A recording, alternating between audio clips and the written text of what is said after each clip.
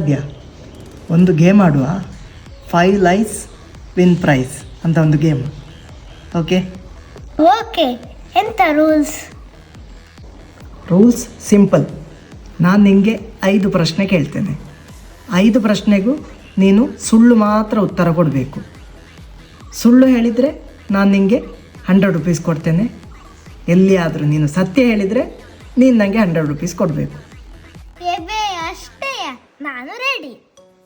ಸರಿ, ಹಾಗಿದ್ದರೆ 100 ರುಪೀಸ್ಗೋಸ್ಕರ ಫಸ್ಟ್ ಪ್ರಶ್ನೆ ನಿಮಗೆ. ಫಸ್ಟ್ ಪ್ರಶ್ನೆ, ಕೌರವರು ಎಷ್ಟು ಜನ ಮತ್ತು ಪಾಂಡವರು ಎಷ್ಟು ಜನ? ಕೌರವರು 5 ಜನ, ಪಾಂಡವರು 101 ಜನ. ಈಗ ಎರಡನೇ ಪ್ರಶ್ನೆ, ಲಕ್ಷ್ಮಣನ ಅಣ್ಣ ಯಾರು? ಲಕ್ಷ್ಮಣನ ಅಣ್ಣ ರಾವಣ.